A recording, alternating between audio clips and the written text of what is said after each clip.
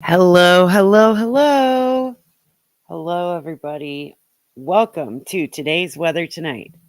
I am your host, your comedian, your meteorologist, your all of the above for tonight, Cloud Hudson, at your service. Uh, and what service am I giving you tonight? I am going to be talking about the weather. Good, good. We're all here for it, right? It's Cloud Hudson's today's weather tonight, not talking about everything except for the weather tonight. Um, I am so excited to have y'all here with me today. Nobody's here, but yet technically, but I'm always keeping chat open on my side of the screen, just waiting. One day somebody's gonna show up during one of these things, and it'll be so exciting to see me. Like, wow, somebody's actually gonna be here for one of these things one day. But until then, if you build it, they will come. I'm just gonna keep talking positively. And let's go ahead and share the slides for tonight. Tonight's weather stream. Today's weather tonight, January 4th, 2004. Today we had a pretty, I don't want to say quiet, but quiet. Here in Western North Carolina, it was pretty quiet. There were some places across the western states, like in the mountains and the Rockies, over towards the plains, where we've got our big system of the weekend setting itself up. So we've already got some of the precipitation started over in like the Kansas, Nebraska, Oklahoma region right now. That's what's happening in the current moment while I'm filming this. And we also have seen some big snow. That storm earlier, before it got to the like Rockies and Plains, did dump a bunch of snow on the upper elevations of Southern California. So it is a big snow producer. So what that means is, as forecasters across the country get their forecasts right about this being a snow producer, more forecasters across the country are going to keep predicting snow from this storm. Back-to-back mid-latitude cyclones rile up regional meteorologists. People are so excited to have a big storm right at the beginning of 2024. And I've got a slide in here later on to show you. There are so many forecasters out there trying to be like, this is my big break. I'm getting it. Like I was the one who called it. Anyway, let's move on to my actual graphics. Yeah, so this is just a quick screen grab of all the commotion, the online buzz that we're going to get about this winter storm, because there's already winter weather happening in the West Coast. And that's kind of like, this country is set up like a dramatic 24 to 48 hour news cycle, because as soon as something happens on the West Coast, by the time it comes to the East Coast, there's been enough time to make the drama, the hype, the happening. But anyway, this is what we're looking like. It looks like from this just dumped a bunch of snow on Tahoe, which is good because they need it. Everyone in New York is hunkering down for, they just had an earthquake and now it's time for a big snowstorm. Anyway, today's weather tonight. I look at the Euro model a lot because I like their optimism. I think it's just so important to have a positive attitude. So the Euro model is what I've got on screen right now. And I've got this here so we can go back and forth between this one to this one, this one to this one, because going between these two slides really shows you that good swing portion of cyclogenesis. There's like a time in a storm's life where it starts to spin itself. And I think this is a good, like, think of it as like the bottom of the seesaw, or no, the bottom of the swing. Like when you're going back and forth and you go down and you feel the most momentum down at the bottom. This is the moment where the storm can convert that momentum into stormness. It's converting, it's got the maximum amount of like geospatial location swinginess momentum to be able to convert into storm momentum. Basically, it's resonance all the way up and down. And okay, let's move on to this. This is obviously, you can see we've got like the dashed marks are showing the 500 to 1,000 millibar thickness, and the black lines are showing the pressure, and we've got predicted radar in the green and yellow and red values. It's easier to see on this map how the isobars and the thicknesses. Now, thickness is an analog for temperature, basically.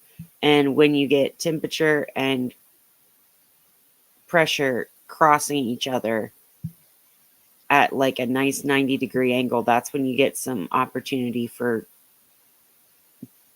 storm juice. It's like the wringing out, putting pressure on the storm. When they're all being held, when they're all parallel, that's like it all being held and just slowly floating along. But when those things start to cross up, the thickness and the pressure, that's like a hand wringing out the sponge. Okay. So that's what I wanted to show you was on this map was just the moisture content getting kicked up. And also you can see on this one, there's a very clear, this is why they're calling it a nor'easter. There's a type of geometry that can happen with these storms when that big bow echo tail, when that big like tail of the comma of the storm swings up and curves itself up around northwards, it can bring storm surge on shore in New England, in that stretch from like Maryland, New Jersey, New York, like all of that makes like a macro bay. Like there are many bays in the Northeast coast, and then there's a macro bay that they form it with the shape of the coastline itself. And when you get the right orientation of wind direction, it scoops the storm on shore. And again, like resonance, the more time a storm spends over water, the more moisture it'll have. And that's where I'm going to end that sentence, because there's too many more thoughts to get into beyond that thought. Okay. Now here's what I wanted to talk about. When they talk about bowling balls and cutoff lows, what are these meteorologists talking about? They're talking about there's ridges and troughs in this big circle of sameness in variables in the air. Basically, what I've got on the screen right now is the shaded is the thickness, and the black lines again are pressure. So when they're crossing over each other, that's where we're expecting a lot of storminess. And when they're parallel to each other, so we expect a calmer atmosphere. I've got my next slide shows the like 5 slides of the development and progression of a cutoff low. But basically, what we're looking at here is, you can think of that like green to cyan line. That's the 540 that's the 540 thickness mark. That's usually an analog for snow. Not like it will always produce snow, but that's pretty much where we think of the snow line as being. Look at that over the continental US. Look at that over the plains here. What I've got, like the little, I've zoomed in on the lobe I'm talking about. I'm not talking about what's over Michigan. I'm talking about this little lobe that is forming in the Rockies right there. That's what we're going to keep an eye on in these next slides, or in the next slide. This cutoff low comes down like a gooey drip of honey. And if it is a cutoff low, it completely seals itself off. And that's when it can be a self-feeding storm. That's when it can be like a hurricane or a cyclone. That's when it becomes like its own full cycle of its own. But what usually happens is it'll like, come in from the west, pinch itself off as it scoops down over the plains. It pinches itself off. It'll meet the Gulf of Mexico and whatever's happening there, and that'll determine if it pinches off or goes back up. In this case, it's forecast to pinch off, and so that's what's called a cutoff low.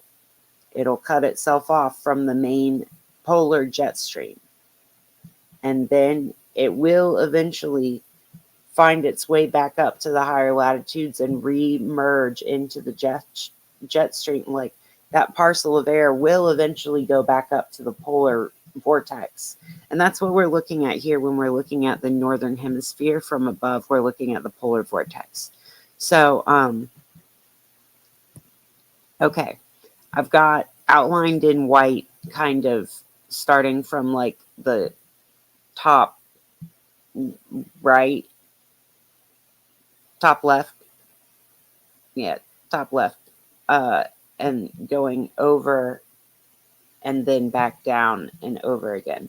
Just follow the arrows. Anyway, in the first slide, you see it's just one little like, let me make my hand the same tilt. Yeah, it's just one little thing pinching off this way. And then in the second, you see it tilting back even more and going like, I guess, like that. It's pinching itself off there. And then in the next slide, you can see it's getting all the way to like the bottom bulging and the top pinching in. So this top section where it's been dangling on is starting to retract itself back up into the main honey blob of the polar vortex, while the cutoff low is so heavy that it now will drip down. It's like kind of like looking at things that like a viscous fluid, and the atmosphere is a fluid, so you can think of it as viscosity, like ruling a lot of the motion. But in the fourth screen grab I have there, that shows where it's completely cut off, a complete cutoff low. It looks like almost a little teardrop shape, like it's a little teardrop shape coming from the main low that's pinched down, and you can see what was a big sharp, like a soft curve, has now gone into a little pinch off point, little tiny pinch off point. And then eventually once it becomes a cutoff low, that's when it really spells weather for us down here in the continental states. The cutoff low will swing itself down into the Gulf and up into the Northeast. So that going from the Gulf of Mexico into the Atlantic waters and then curving back onto the coast of New England. That's what creates the nor'easter, because it's like a little snowflake of cold air going down and aggregating and getting a bunch more water friends and bringing it back up to where it's cold enough on the ground for that to all the way stay as snow. Now, that doesn't mean we're going to have snow the entire time. This is likely going to have like a really nasty snow and ice element to it. Like where there's going to be, it's not like a huge area of mix, but this should spell, basically this is why I'm forecasting that there will be snow forecasts this weekend. There will also be some opportunities to verify those forecasts, because there's going to be like a heavy line of like a heavy line of wintry mix in the middle and of the snow and the rain. And we're going to be able to go back and verify where it got rain and where it got wintry mix and yada yada. So guys, stay tuned. I'm sure that I'll verify a forecast one day. One day I'll do it. There wasn't much else I wanted to talk about today. There's continued earthquakes globally, and also in the Rearcast Peninsula of Iceland, where Grindavik, that we've heard so much about, is located. I think there's probably going to be another eruption there soon, if it's not already happening while I'm live right now. I don't think so, but you never know.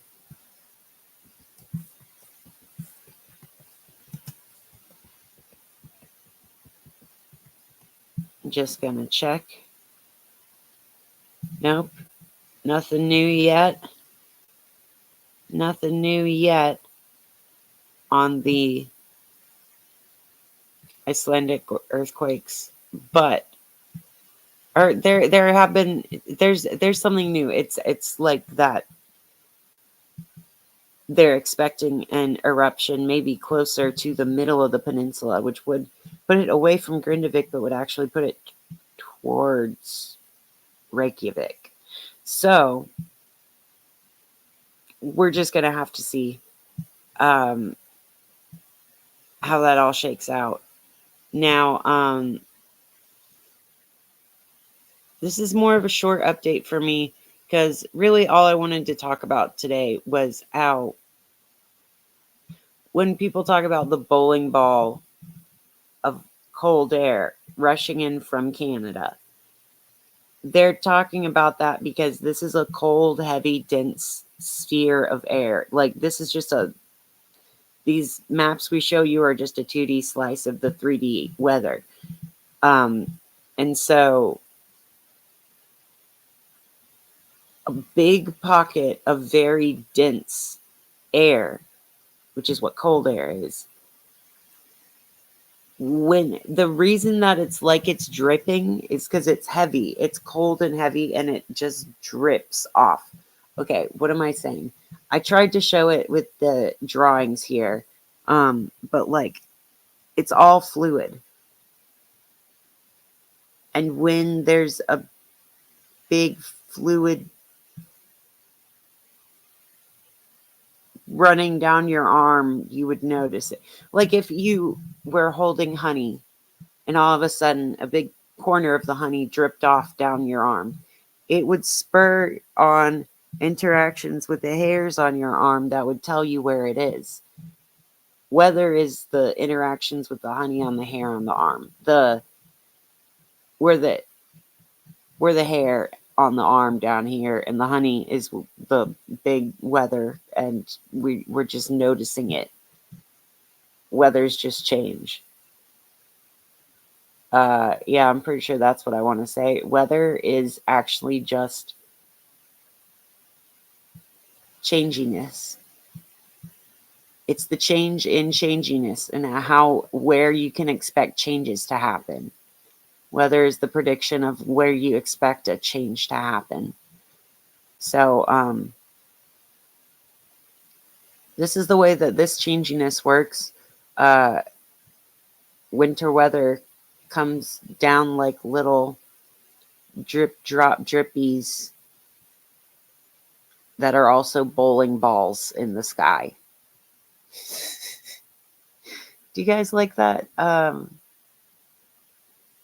let you in on a little secret, behind the scenes. Oh no, I won't. I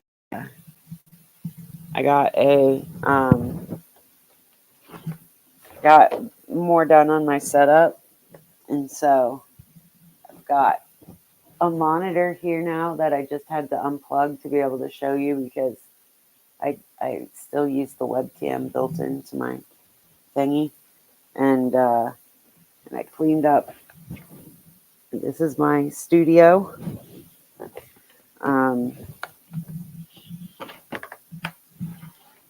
Let's do.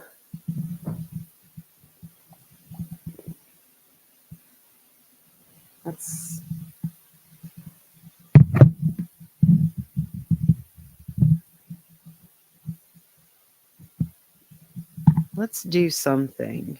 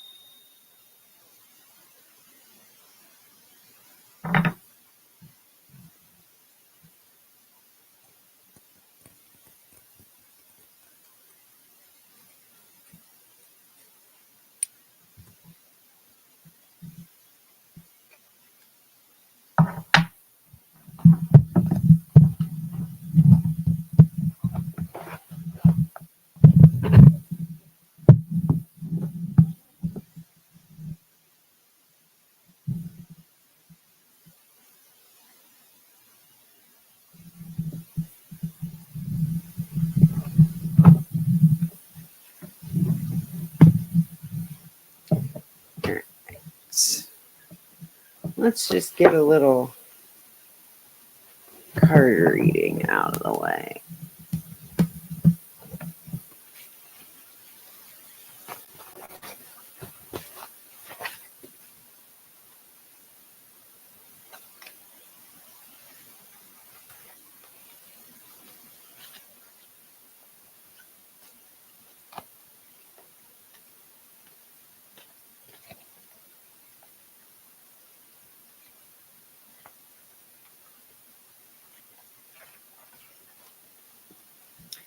Guess we can go ahead and end the. Pretty proud of my cutoff low graphics, though. Y'all like them?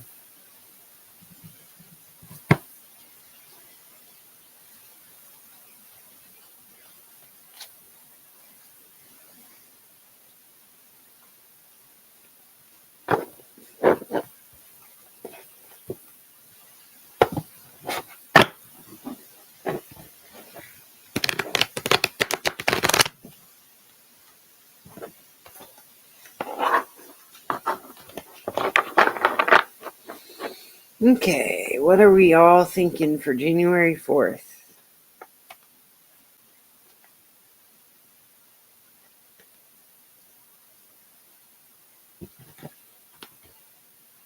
By visualizing my desired outcome, the perfect action is always inspired. Nice.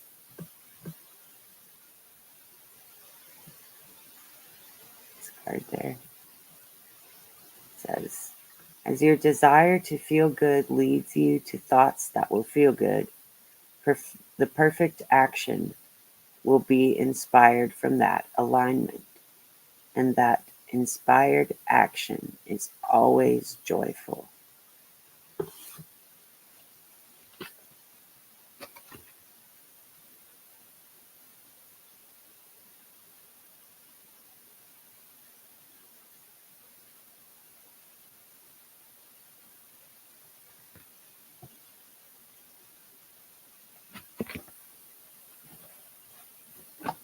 I haven't read all of these cards, but the ones I've read so far, feeling pretty good.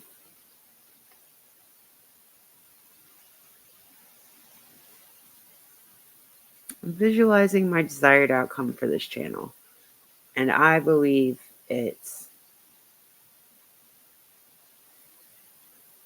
a bunch of awesome people getting together, teaching each other about what they know about the world, and they've learned that through what they're interested in. Everybody coming together out there in the world, like following their passions and then like bringing them back together and sharing them with each other. That sounds like I want everybody in my comment section to be teaching and learning from each other. And I see these lives as a great place to share intention and strategy and action with each other. And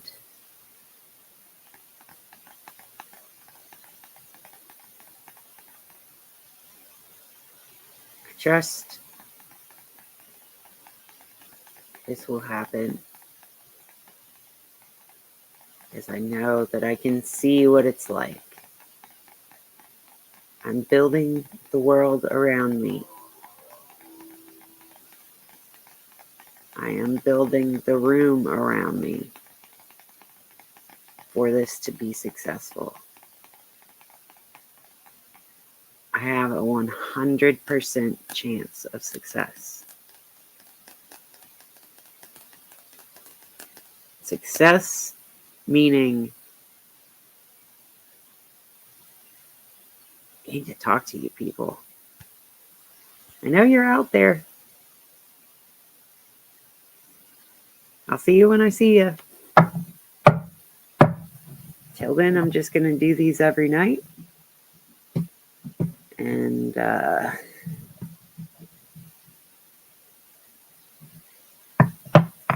don't know. I'm probably going to do some other videos too. But right now, I just want to keep cranking away at this one and see how it goes. All right.